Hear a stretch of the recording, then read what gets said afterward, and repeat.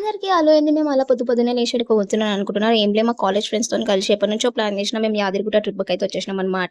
So, గుట్టకొచ్చినాక కింద నుంచి 5 వరకు బస్సులుంటాయనమాట. అందరికీ ఫ్రీ. ఆ బస్ ఎక్కి వచ్చినామనమాట. ఆ బస్ ఎక్కినాక పెద్ద యుద్ధం చేసి వచ్చినామనమాట. అందరూ కొట్టుకుంటుర్రు. దానికి కూడా ఒక 10 మినిట్స్‌కి కూడా కొట్టుకుంటుర్రనమాట. ఇక పైకొచ్చేసినాక మాకు వీఐపీ దర్శనం అయితే అయింది. ఫుల్ సాటిస్ఫాక్షన్ దర్శనం. అక్కడ కనిపిస్తుంది కదా! ఆ గోపురమే బంగారు గోపురం రీసెంట్‌గా ప్రతిష్ఠించారనమాట.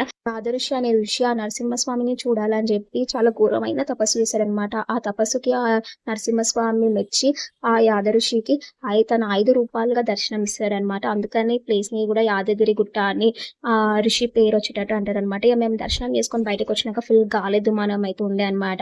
పక్కనే ఉన్న లింగంని కూడా ఆ శివయ్యని కూడా దర్శనం చేసుకున్నాము. ఇక మెట్ల వే కూడా ఓపెన్ ఉండే వచ్చేటోళ్ళు వస్తున్నారు, పోయేటోళ్ళు పోతున్నారు. తర్వాత అందరం ఎవరింటికి వాళ్ళు ప్రసాదాలు తీసుకొని పులిగోరలు తీసుకొని మేము పాతగుట్టకైతే స్టార్ట్ అయిపోయినాం అనమాట.